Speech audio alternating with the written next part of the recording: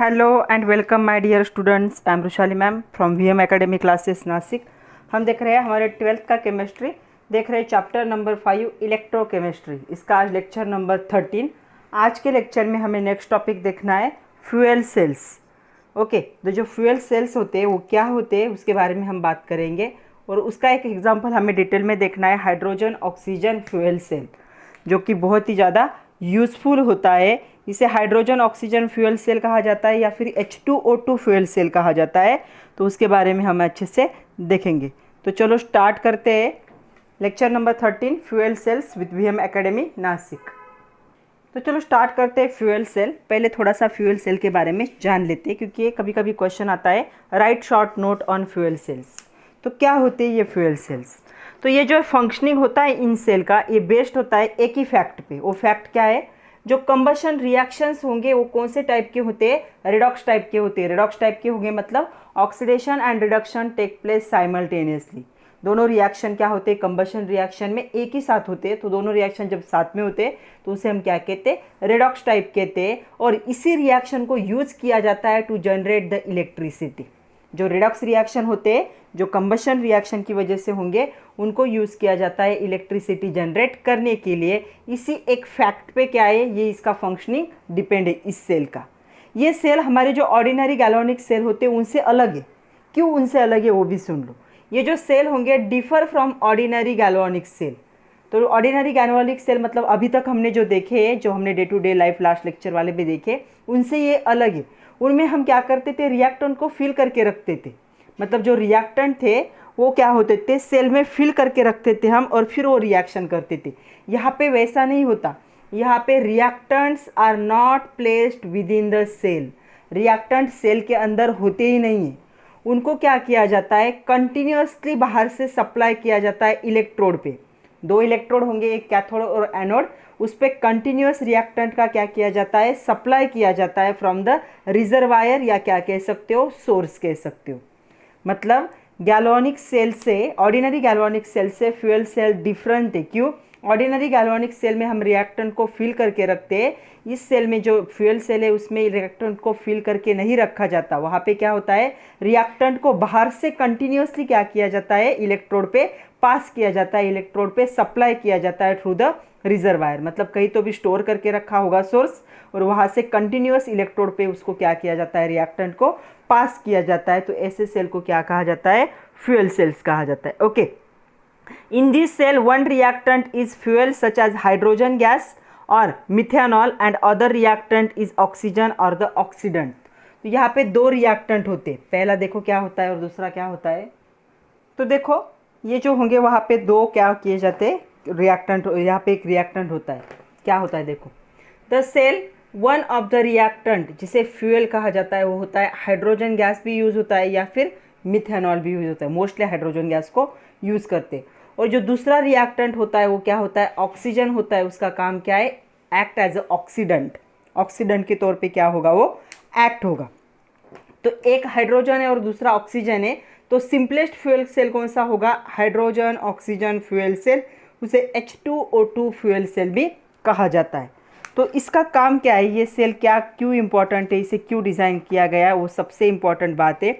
बाद में तो उसके एप्लीकेशन हमें देखने ही है, लेकिन क्या एडवांटेज है इसका, ये जो फ्यूल सेल है इसका जो प्रोडक्ट होता है वो प्रोडक्ट क्या है, गुड क्वालिटी ड्रिंकिंग वाटर। दो भी स्पेस क्राफ्ट होते हैं, स्पेस क्राफ्ट में क्या किया जाता है, H2O2 फ्यूल सेल को यूज़ किया जाता है, क्योंकि ये रिएक्शन होके इलेक्ट्रिसिटी तो जनरेट होती है, लेकिन इसका जो बाय प्रोडक्ट बनता है वो क्या है, ड्रिंकिंग वाटर है, गुड क्वालिटी ड्रिंकिंग वाटर वो बनाता है। और वो उस ड्रिंकिंग वाटर को स्पेस क्राफ्ट में क्या है, ड्रिंक करने के लिए उस वाटर को यूज़ किया जाता है। तो इसका दो यूज़ है, वहाँ पे ये इलेक्ट्रिसिटी भी जनरेट करेगा और गुड क्वालिटी ड्रिंकिंग वाटर भी प्रोवाइड करेगा, इसीलिए स्पेस क्राफ्ट में इस सेल को ज़्यादा यूज़ किया जाता है। लेकिन वो कुछ लिमिटेशंस भी है, इसके बहुत सारे एडवांटेज भी है और लिमिटेशन भी है। तो पहले हम क्या करते हैं, H2O2 सेल को अच्छे से देखते हैं, उसका कंस्ट्रक्शन वर्किंग कैसे होता है, उसके बाद इसकी लिमिटेशन और एडवांटेज के बारे में बात करेंगे। तो चलो अभी हमें देखना है H2O2 और हाइड्रोजन ऑक्सीजन फ्यूल सेल के बारे में। इस पे क्वेश्चन आता है, sketch and explain the operations and working of hydrogen oxygen fuel cell और give construction and working of the H2O2 cell. तो पहले हम देखते हैं कि हाइड्रोजन ऑक्सीजन फ्यूल सेल होता क्या है उसके बारे में। तो ये जो सेल होगा यहाँ पे क्या है, एक फ्यूल होगा, कौन होगा, हाइड्रोजन गैस, और ये जो ऑक्सीजन गैस होगा ये क्या होगा, ऑक्सीडाइजिंग एजेंट। फिर क्या होगा, यहाँ पे एनर्जी क्या होगी, जनरेट होगी, क्यों, कंबशन हो रहा है, हाइड्रोजन क्या होगा, कन्वर्टेड इनटू इलेक्ट्रिकल एनर्जी। तो एनर्जी ऑफ द कंबशन, तो यहाँ पे क्या हो जाएगा, यहाँ पे जो कंबशन होगा हाइड्रोजन क्या होगा, कन्वर्ट होगा इनटू द इलेक्ट्रिकल एनर्जी, और ऑक्सीजन उसे इलेक्ट्रिकल एनर्जी में कन्वर्ट करने में क्या करेगा, हेल्प करेगा। तो चलो देखते हैं कंस्ट्रक्शन। पहले हमें डायग्राम भी देखनी है कि इसकी कैसे होती है, और उसके बाद हम क्या करेंगे, इसका वर्किंग भी देखेंगे कि रिएक्शंस कैसे होंगे। तो देखो यहाँ पे है हाइड्रोजन ऑक्सीजन फ्यूल सेल, दिख रहा है सब लोगों को, अगर नहीं दिख रहा तो आपके पेज बुक में देख सकते हो, पेज नंबर 113 पे दिया हुआ है। ओके, तो देखो यहाँ पे हम कुछ पॉइंट दिखते हैं, कंस्ट्रक्शन सेल कैसे बना है वो देखना है हमें। तो मैं एक एक पॉइंट पढ़ती हूँ और यहाँ पे आप लोगों को एक्सप्लेन भी करती हूँ। तो देखो, anode and cathode are porous carbon rod containing small amount of finely divided platinum plate are act as a catalyst. तो यहाँ पे देखो, कैथोड और एनोड जो होंगे दोनों भी एक ही रॉड से बनेंगे। तो यहाँ पे ये कैथोड है, यहाँ पे एनोड, और दोनों को भी एक ही रॉड से बनाया गया है। क्या होंगे यहाँ पे, पोरस कार्बन रॉड। तो ये दोनों भी क्या है, कार्बन रॉड से बने हुए। यहाँ पे दिख रहा है ये कैथोड है, ये जो दिख रहा है, और ये जो दिख रहा है ये क्या है, एनोड है।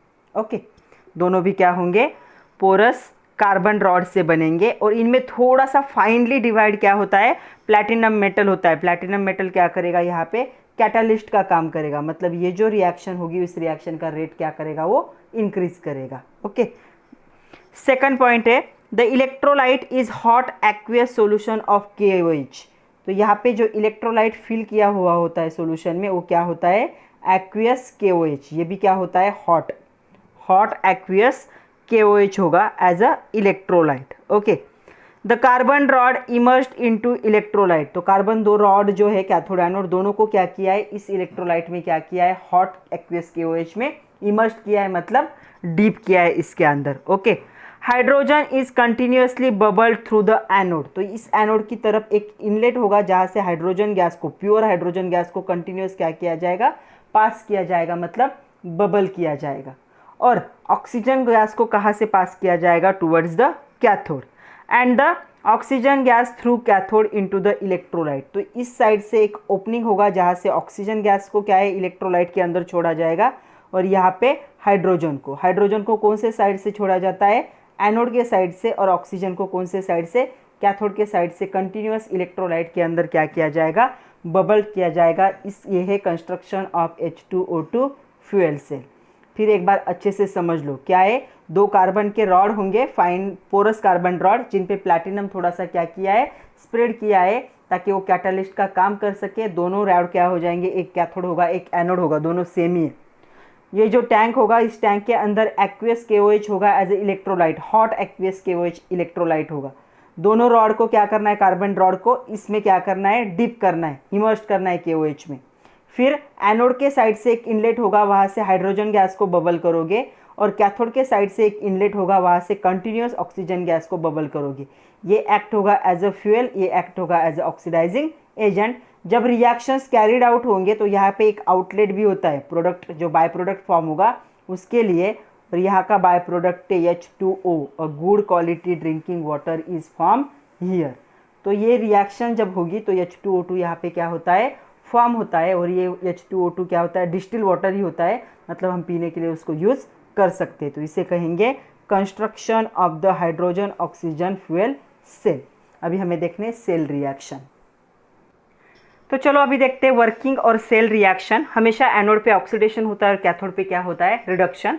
तो देखो एनोड पे क्या हो रहा है, हाइड्रोजन गैस को बबल किया जा रहा है, और कैथोड पे ऑक्सीजन गैस को बबल किया जा रहा है। और टैंक में कौन सा सोल्यूशन है, KOH, मतलब क्या होंगे उसके पास K+ और OH- आयन होंगे, कहाँ पे, इलेक्ट्रोलाइट के अंदर। ओके, तो देखो क्या होगा, जैसे हाइड्रोजन गैस को यहाँ पे बबल्ड किया जाएगा, the electron release and anode travels through the external circuit to the cathode. तो यहाँ पे क्या हो गया, इलेक्ट्रॉन्स रिलीज करेगा वो, ये हाइड्रोजन गैस OH के साथ क्या होगा, रिएक्ट होगा, वाटर मोलिक्यूल बनेगा, और यहाँ पे क्या है, कुछ इलेक्ट्रॉन क्या करेगा, रिलीज। एनोड का काम ही होता है इलेक्ट्रॉन को रिलीज करना और उन इलेक्ट्रॉन को कैथोड की तरफ पास करना। अभी कैथोड पे क्या हो रहा था, ऑक्सीजन गैस बबल कर रहा था, वाटर में इसने 4H2O बना लिए, उसमें से कुछ मोल इसने यूज़ कर लिए, और इसने जो इलेक्ट्रॉन्स बनाए थे वो इलेक्ट्रॉन को भी यूज़ किया, और इसने टैंक में बना दिए 4OH-, ताकि KOH का जो कॉन्सेंट्रेशन है वो मेंटेन रहे। ये OH को यूज़ कर रहा है KOH में से, कौन, एनोड, इलेक्ट्रॉन रिलीज करने के लिए। तो कैथोड ने क्या किया, उन्हीं इलेक्ट्रॉन को यूज़ करके वापस उस 4OH का क्या है, कॉन्सेंट्रेशन जैसे था वैसे वापस बना दिया। ओके, तो देखो यहाँ पे दोनों रिएक्शन, एनोड पे होगा ऑक्सीडेशन मतलब रिलीज ऑफ इलेक्ट्रॉन, और कैथोड पे होगा रिडक्शन मतलब यूज ऑफ इलेक्ट्रॉन और गेन ऑफ इलेक्ट्रॉन। तो यहाँ पे हाइड्रोजन गैस बबल किया, वो KOH में से OH- आयन के साथ रिएक्ट होके वाटर मोलिक्यूल बनाएगा और 4 इलेक्ट्रॉन रिलीज करेगा। जो दूसरा होगा कैथोड, उस पर ऑक्सीजन गैस बबल किया है, उसने देखा कि इसने वाटर और 4 इलेक्ट्रॉन क्या है, फॉर्म किए, तो उसने वाटर भी यूज़ कर लिया, लेकिन पूरा नहीं किया, हाफ ही वाटर यूज़ किया, और 4 इलेक्ट्रॉन यूज़ करके इसने क्या कर दिए, जो इसने यूज़ किया था इसे वापस बना दिया। चलो अभी हम देखते हैं इन दोनों की नेट रिएक्शन क्या आती है। तो net reaction of the cell, तो सेल की हम नेट रिएक्शन देखेंगे। ओके, तो देखो क्या क्या कैंसिल होगा वो देखते हैं पहले। तो यहाँ पे ये 4OH इस 4OH के साथ कट हो जाएगा, क्योंकि अपोजिट साइड में ये 4 इलेक्ट्रॉन इस 4 इलेक्ट्रॉन के साथ कट हो जाएंगे। यहाँ पे ये 2H2 और यहाँ पे 2 ही H2 बचेंगे। ओके, तो देखो क्या हो रहा है, मैंने डायरेक्ट लिखा, अभी उतना समझ सकते हो। ट्वाइस ऑफ H2 ये होगा गैसियस फॉर्म में, प्लस O2 ये भी होगा गैसियस फॉर्म में, formation of twice of H2O ये कौन से फॉर्म में होगा, लिक्विड। ये एक्चुअल सेल की रिएक्शन है। हाइड्रोजन गैस को एनोड पे बबल किया, ऑक्सीजन गैस को कैथोड पे बबल किया, तब प्रोडक्ट बना वाटर, और ये वाटर क्या होता है, गुड क्वालिटी ड्रिंकिंग वाटर। तो ये वाटर है, ये इसका प्रोडक्ट क्या होगा, यहाँ पे फॉर्म होगा। Okay, the overall cell reaction of combustion of H2 form a liquid water. तो यहाँ पे लिक्विड वाटर बन रहा है, L का मीनिंग क्या होता है, लिक्विड होता है। The fuel cell H2 gas and the oxidant O2 do not react directly, ये दोनों एक दूसरे के साथ डायरेक्टली रिएक्ट नहीं हो रहे। H2OH के साथ रिएक्ट हो रहा है, O2 वाटर के साथ क्या हो रहा है, रिएक्ट। ये दोनों एक दूसरे के साथ डायरेक्टली यहाँ पे रिएक्ट नहीं हो रहे, इनडायरेक्टली रिएक्शन हो रहा है। इसने ये कर दिया, इसने ये कर दिया, सारा कंबाइन किया, तब हमें ये रिएक्शन मिला। तो यहाँ पे H2O2 डायरेक्ट क्या है, रिएक्ट नहीं होंगे। The chemical energy release during the formation of OH bond is directly converted into the electrical energy. तो यहाँ पे केमिकल एनर्जी क्या हो रही है, इलेक्ट्रिकल एनर्जी में कन्वर्ट हो जाएगी। उसके साथ साथ यहाँ पे ये लिक्विड वाटर भी फॉर्म होगा। Okay, the cell continuous to operate as long as H2O2 gases are supplied to electrode. ये सेल कब तक काम कर सकता है, जब तक आप उसके कैथोड एनोड पे क्या है, हाइड्रोजन और ऑक्सीजन को क्या कर रहे हो, बबल कर रहे हो, तब तक ये सेल काम करता रहेगा। तब तक ये इलेक्ट्रिसिटी भी जनरेट करेगा और ड्रिंकिंग वाटर भी बनाता ही रहेगा। मतलब जब तक आप उसको रिएक्टेंट प्रोवाइड कर रहे हो सेल के इलेक्ट्रोड्स को, तब तक ये सेल क्या है, वर्किंग कंडीशन में ही होता है, काम करते ही रहता है। ओके, तो इसका जो पोटेंशियल होता है वो पोटेंशियल भी मैं आप लोगों को बता देती हूँ। यहाँ पे दिखेगा आप लोगों को, ये जो होगा पोटेंशियल ऑफ द सेल, ये होता है standard electrode potential of this cell is equal to electrode potential of होता है cathode minus electrode potential of anode, ऐसे लिखते हैं हम। ओके, यहाँ पे कैथोड एनोड का पता है, उन्होंने दे दिया है। कैथोड का होता है 0.4 वोल्ट और एनोड का होता है -0.83 वोल्ट। तो इसे अगर करोगे तो ये सेल का EMF कितना होगा, 1.23 वोल्ट। तो अगर आपको कोई पूछे H2O2 फ्यूल सेल का वोल्टेज कितना होगा या पोटेंशियल कितना होगा, तो कितना हो पोटेंशियल क्रिएट कर सकता है ये, 1.23 वोल्ट इतना पोटेंशियल ये क्या कर सकता है, क्रिएट कर सकता है। तो ये है उसके रिएक्शंस। तो ये H2O2 यहाँ पे दिख रहा है, लेकिन इन्होंने डायरेक्ट, इनका कांटेक्ट नहीं हुआ है, डायरेक्ट रिएक्शन नहीं हुई। हाइड्रोजन को एनोड पे बबल किया, OH के साथ रिएक्ट होके ये बनाया उसने। ऑक्सीजन को कैथोड पे बबल किया, वाटर और 4 इलेक्ट्रॉन्स मिला के ये बनाया। जब दोनों रिएक्शन को हमने ऐड किया कैथोड एनोड के, ताकि हमें नेट रिएक्शन मिले सेल की, तब ये ऐसे दिख रहा है कि हाइड्रोजन ऑक्सीजन दोनों मिलके क्या कर रहे हैं, यहाँ पे लिक्विड वाटर का फॉर्मेशन कर रहे हैं। और ये हो गया उसका जो होगा पोटेंशियल 1.23 वोल्ट। तो चलो, आपके एक्सरसाइज में एक क्वेश्चन है, क्वेश्चन बड़ा है इसलिए मैंने थोड़ा सा शॉर्ट में लिखा है। क्वेश्चन पढ़ती हूँ, सुनो। What are anode and cathode of H2O2 fuel cell. तो क्या है एनोड, यहाँ पे पोरस कार्बन रॉड, दोनों भी क्या है, कैथोड एंड एनोड। दो अलग अलग है लेकिन दोनों भी पोरस कार्बन रॉड से बने, जिसपे प्लैटिनम को थोड़ा सा क्या किया, स्प्रेड किया है as a catalyst. Okay, electrolyte कौन होता है यहाँ पे, हॉट एक्वियस KOH, ये क्या होगा, इलेक्ट्रोलाइट। और इलेक्ट्रोड रिएक्शन, एनोड की रिएक्शन लिखोगे, कैथोड की रिएक्शन लिखोगे, और नेट रिएक्शन जो अभी अभी इससे पहले ही हमने देखा है वो लिखोगे आप लोग। क्या थी net reaction, H2O2 gas plus O2 gas, sorry twice of H2 gas plus O2 gas क्या फॉर्म कर रहा है, twice of H2O liquid.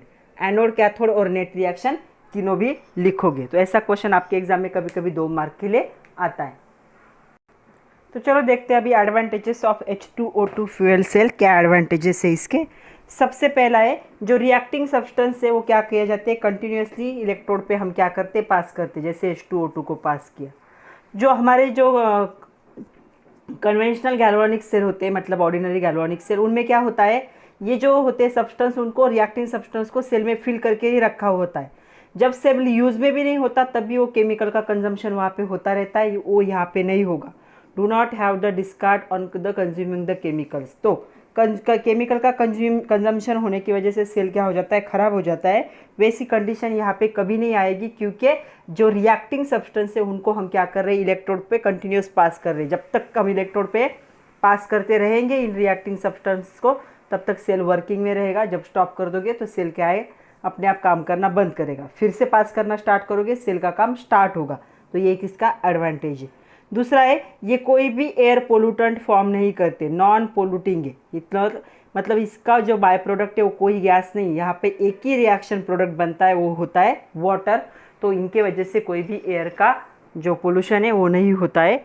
Okay, तीसरा है, fuel cell provide electricity with efficiency of 70% which is twice of the as compare to the efficiency of thermal plant. जो thermal plant होते हैं वो कितनी एनर्जी देते हैं, 40%। ये कितनी एनर्जी प्रोवाइड करता है इलेक्ट्रिसिटी, ये 70% प्रोवाइड करता है। मतलब इसकी इफ़िशियंसी, काम करने की जो एबिलिटी इस सेल की, उससे क्या है, हाइयर है। और ये जो वाटर बनता है यहाँ पे, ये गुड क्वालिटी ड्रिंकिंग वाटर है। इसलिए इस सेल को कहाँ पे यूज़ किया जाता है, इस सेल को जो स्पेसक्राफ्ट होते हैं उसमें यूज़ किया जाता है।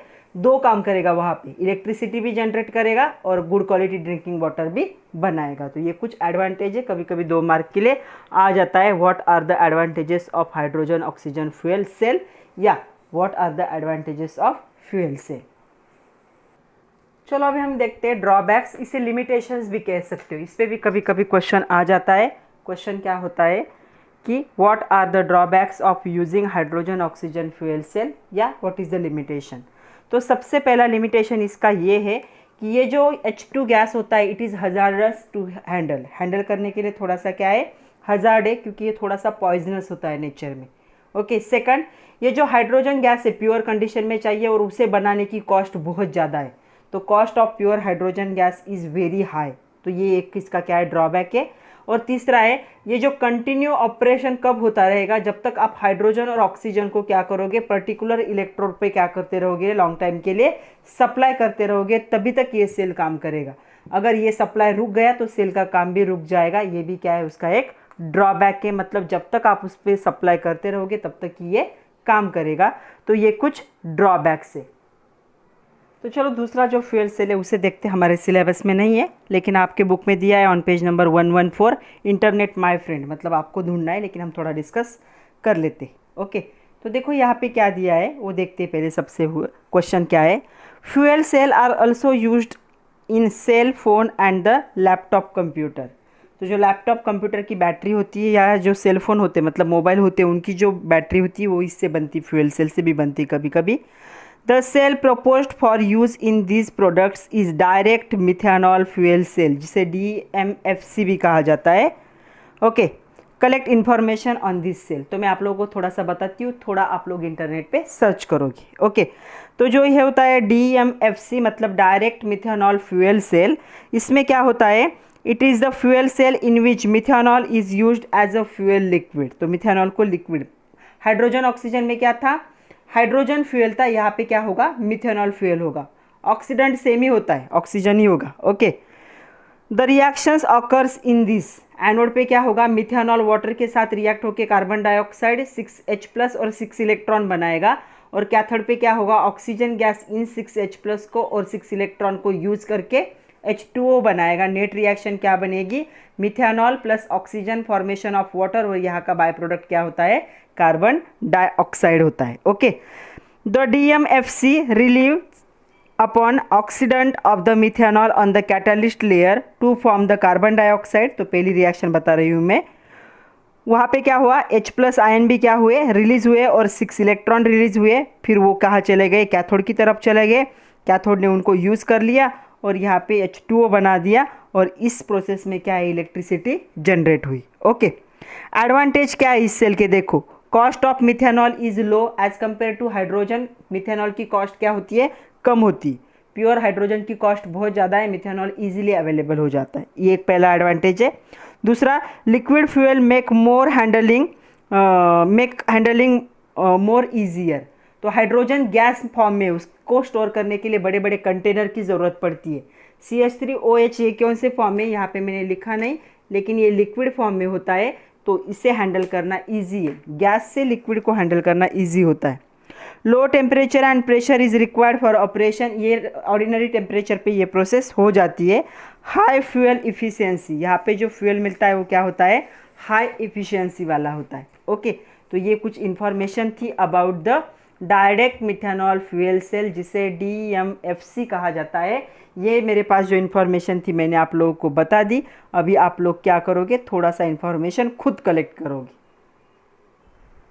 तो चलो अभी फ्यूल सेल को हमने अच्छे से देख लिया, उसके कॉमन एप्लीकेशन देख लेते हैं। फ्यूल सेल कहाँ कहाँ पे यूज़ होता है। तो देखो, पहला, fuel cell are the used on experimental basis in automobiles. तो ऑटोमोबाइल में यूज़ होता है इन एक्सपेरिमेंटल बेसिस। कुछ हाइड्रोजन व्हीकल भी आए।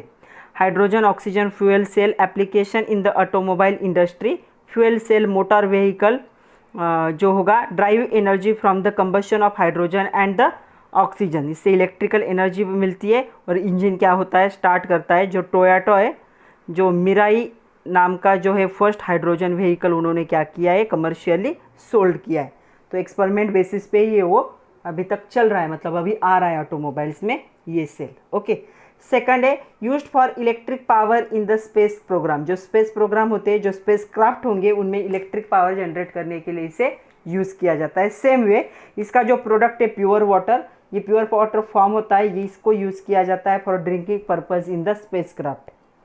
फ्यूचर में इसके यूज़ हो सकते, तो ये सेल में भी पॉसिबली एक्सप्लोर होगा पावर जनरेशन के लिए। कहाँ कहाँ पे, hospitals, hotels, even at the homes. तो ये फ्यूचर प्लान है इसके फ्यूल सेल के। तो इतने सारे इसके क्या थे, यूज़ थे। तो चलो अभी कैन यू टेल करके क्वेश्चन है आपके टेक्स्ट बुक में, पेज नंबर 114 पे। क्वेश्चन ये है, in what ways are fuel cell and galvanic cell similar and in what ways are they different. तो हम पहले सिमिलैरिटीज़ देखेंगे फ्यूल सेल और गैल्वेनिक सेल के, और उसके बाद उनके डिफरेंसेस देखेंगे। तो सिमिलैरिटीज़ मतलब दोनों में क्या कॉमन पॉइंट है। तो पहला कॉमन पॉइंट है, इनके बीच में जो रिएक्शंस होती है in both fuel and galvanic cell, spontaneous chemical reaction होती है। कौन से टाइप की होती है, दोनों की भी रेडॉक्स टाइप की होती है, जो क्या करेगी, इलेक्ट्रिसिटी को जनरेट करती है। तो इन दोनों में जो स्पॉन्टेनियस केमिकल रिएक्शन होगी वो रेडॉक्स रिएक्शन होगी, और ये रेडॉक्स रिएक्शन क्या करती है, इलेक्ट्रिसिटी को जनरेट करने में हेल्प करती है। ये फ्यूल सेल में भी होता है और गैल्वेनिक सेल में भी होता है। सेकंड क्या है इनमें कॉमन पॉइंट, ये दोनों सेल में क्या होगा, chemical energy is converted into electrical energy. दोनों सेल में केमिकल एनर्जी को इलेक्ट्रिकल एनर्जी में कन्वर्ट किया जाता है। थर्ड इनमें कॉमन पॉइंट है कि दोनों में क्या होता है, एनोड ऑलवेज निगेटिव टर्मिनल को ज्वाइन होता है और कैथोड ऑलवेज पॉजिटिव टर्मिनल को ज्वाइन होता है। इलेक्ट्रोलाइटिक सेल में ये क्या होगा, थोड़ा सा उल्टा होगा। कैथोड क्या होता है इलेक्ट्रोलाइटिक सेल में, निगेटिव होता है और anode positive. But galvanic cell और फ्यूल सेल में क्या होगा, एनोड निगेटिव होगा और कैथोड क्या होता है, हमेशा पॉजिटिव होगा। तो ये तीन क्या थे उनके बीच के सिमिलर पॉइंट। चलो अभी डिफरेंसेस भी देख लेते हैं। तो चलो अभी डिफरेंसेस देखने हैं हमें, differences between fuel cell and the galvanic cell. तो एक एक डिफरेंस देखते हैं। पहला डिफरेंस देखो क्या है, फ्यूल सेल में क्या होता है, जो रिएक्टेंट जो होते हैं not placed with in the cell, cell के अंदर उनको प्लेस नहीं किया जाता। कैथोड एनोड से क्या किया जाता है, रिएक्टेंट को पास किया जाता है। कहाँ पे, फ्यूल सेल में। वहीं पे गैल्वेनिक सेल में क्या होता है, जो रिएक्टेंट होते हैं उनको क्या किया जाता है, प्लेस किया जाता है विद इन द सेल। तो जो रिएक्टेंट होंगे, जो रिएक्शन को करेंगे, वो सेल के अंदर होते हैं गैल्वेनिक सेल में, और फ्यूल सेल में क्या होते हैं, वो सेल के अंदर नहीं होते। एक को कैथोड की ओर से और एक को एनोड की ओर से इनलेट होते हैं दो, वहाँ से क्या किया जाता है, कंटिन्यूसली पास किया जाता है। ये दोनों के बीच का डिफरेंस है पहला। सेकंड डिफरेंस देखो, जो फ्यूल सेल होते हैं उनमें रिएक्टेंट को क्या किया जाता है, कंटिन्यूसली सप्लाई किया जाता है इलेक्ट्रोड पे। एक रिजर्वायर होता है, मतलब सोर्स होता है, उस सोर्स थ्रू कंटिन्यूसली इलेक्ट्रोड पे क्या किया जाता है, रिएक्टेंट को पास किया जाता है। हमने देखा कि फ्यूल सेल पे एनोड पे हम ऑक्सीजन गैस को क्या कर रहे थे, पास कर रहे थे, सॉरी हाइड्रोजन गैस को पास कर रहे थे, और कैथोड पे ऑक्सीजन गैस को पास कर रहे थे। तो ये कंटिन्यूस क्या होते रहेंगे, पास होते रहेंगे, मतलब रिएक्टेंट सेल के अंदर प्रेजेंट नहीं है। तो ऐसे सेल को डिस्कार्ड मतलब फेंकना नहीं पड़ता after consumption of the chemical. अगर केमिकल को पूरा कंज्यूम करने के बाद क्या करने पड़ते, गैल्वेनिक सेल फेंकने पड़ते, डिस्कार्ड करने पड़ते, रिप्लेस करने पड़ते by the new one. But यहाँ पे फ्यूल सेल को रिप्लेस करने की ज़रूरत नहीं होती। क्यों? क्योंकि जब तक आप लोग क्या कर रहे हो, रिएक्टेंट को पास कर रहे हो, तब तक रिएक्शन होगी। मतलब यहाँ पे केमिकल्स कंज्यूम मतलब ख़त्म होने का कोई सवाल ही नहीं है। जब तक आपके पास सोर्स अवेलेबल है तब तक आप क्या कर सकते हो, इस सेल को काम पे मतलब इससे इलेक्ट्रिसिटी जनरेट कर सकते हो। लेकिन गैल्वेनिक सेल में ऐसा नहीं होता। गैल्वेनिक सेल कब तक चलता है, जब तक उसके अंदर जो फील्ड किए हुए केमिकल्स है वो केमिकल क्या है, कंज्यूम नहीं होते, तब तक चलेगा। जैसे वो केमिकल पूरी तरह से कंज्यूम हो जाएंगे, गैल्वेनिक सेल को डिस्कार्ड करना पड़ता है, फेंकना पड़ता है, और उसकी जगह पे नया लगाना पड़ता है। लेकिन फ्यूल सेल में वैसा नहीं होता, क्योंकि इसके जो केमिकल्स है इसके अंदर नहीं है, बाहर से पास किए जाते हैं। तो बाहर जब तक सोर्स है वहाँ तब तक हम क्या कर सकते हैं, पास कर सकते हैं। तो कंजम्पशन ऑफ केमिकल का सवाल ही नहीं है। अगर केमिकल कंज्यूम ही नहीं होते तो सेल को डिस्कार्ड करने की ज़रूरत भी नहीं पड़ती। ये दूसरा उनके बीच का डिफरेंस है। थर्ड डिफरेंस देखो दोनों के बीच का, जो फ्यूल सेल्स होते हैं उनमें कंबशन रिएक्शन होती है। कंबशन मतलब बर्निंग की रिएक्शन। क्या होगी ये reaction, one of the reactant, एक रिएक्टेंट जो होता है, जैसे कि फ्यूल सेल में हम हाइड्रोजन गैस को या मिथेनॉल को यूज़ करते हैं एज अ फ्यूल, इसे फ्यूल के तौर पे यूज़ किया जाता है एज अ रिएक्टेंट। और दूसरा जो रिएक्टेंट होता है ऑक्सीजन गैस होता है, उसका काम क्या होता है, ऑक्सीडेंट। ये दोनों क्या होते हैं, एक दूसरे के कॉम्बिनेशन में नहीं आते, एक्चुअली अलग अलग रिएक्शन होते हैं, लेकिन दोनों का भी क्या होता है यहाँ पे, कंबशन होता है। कंबशन मतलब दोनों भी क्या होते हैं यहाँ पे, बर्न होते। ओके, बट जो गैल्वेनिक सेल होता है, गैल्वेनिक सेल में ऐसे कंबशन रिएक्शन कैरिड आउट नहीं होते। कंबशन रिएक्शन कहाँ पे कैरी आउट होंगे, फ्यूल सेल में, इसलिए तो उसको फ्यूल कहते हैं। फ्यूल मतलब कंबशन, किसी मटेरियल के बर्निंग के बाद जो एनर्जी जनरेट होती है उसे तो हम फ्यूल कहते हैं। ओके, तो यहाँ पे क्या है, हाइड्रोजन या फिर मिथेनॉल और ऑक्सीजन, इनके बीच में क्या होती है, कंबशन रिएक्शन होती है। और इस कंबशन रिएक्शन जो होगी रिएक्टेंट के बीच में, इसलिए इसको फ्यूल सेल कहा जाता है। लेकिन जो गैल्वेनिक सेल होते हैं, उन गैल्वेनिक सेल में किसी भी टाइप की कंबशन रिएक्शन नहीं होती। तो ये गैल्वेनिक सेल क्या है, यहाँ पे सिर्फ रेडॉक्स रिएक्शन होती है। यहाँ पे ये जो कंबशन रिएक्शन है ये रेडॉक्स टाइप की है, लेकिन ये क्या है, कंबशन रिएक्शन है। यहाँ पे होने वाली रिएक्शन ये ऑर्डिनरी रिएक्शन है, कंबशन रिएक्शन नहीं है। तो ये थर्ड पॉइंट है कि फ्यूल सेल के अंदर कंबशन रिएक्शन होती है और गैल्वेनिक सेल के अंदर किसी भी टाइप की कंबशन रिएक्शन नहीं हो सकती। क्यों, फ्यूल सेल के अंदर हम जो रिएक्टेंट यूज़ कर रहे हैं उनमें से एक फ्यूल होता है हाइड्रोजन और मिथेनॉल, और दूसरा क्या होता है, ऑक्सीजन रिएक्टेंट। वैसे यहाँ पे नहीं होता, तो यहाँ पे कंबशन रिएक्शन होगी और यहाँ पे कंबशन रिएक्शन पॉसिबल नहीं है। तो आज के लिए इतना ही था बच्चों। आज हमने फ्यूल सेल को डिटेल में देखा, जितने भी एडिशनल क्वेश्चन थे सारे मैंने कवर कर लिए, एक्सरसाइज के क्वेश्चन भी मैंने ले लिए। अभी इस चैप्टर का एक छोटा सा टॉपिक बाकी है, इलेक्ट्रोकेमिकल सीरीज़ कहा जाता है या उसे इलेक्ट्रोमोटिव सीरीज़ भी कहा जाता है। तो वो लास्ट टॉपिक है और उस पर बेस्ड थोड़े से न्यूमेरिकल भी हमें देखने। तो नेक्स्ट लेक्चर में ये चैप्टर ख़त्म हो जाएगा, उसके नेक्स्ट लेक्चर में हम मल्टीपल चॉइस क्वेश्चन डिस्कस करेंगे। तब तक के लिए पढ़ते रहिए, खुद का ख्याल रखिए। Thank you very much my dear students. आज जितने जितने पॉइंट मैंने बताए हैं, इंपॉर्टेंट पॉइंट, सबको क्या करोगे आप, एक दो बार रिवाइज करके देखोगे, वीडियो को रिवाइंड करके देखोगे। और केमिकल रिएक्शंस जो है फ्यूल सेल के, कैथोड एनोड के रिएक्शन, उसे एक दो बार लिख के देखना है ताकि आप लोगों को अच्छे से लर्न हो जाए। So thank you very much my dear students.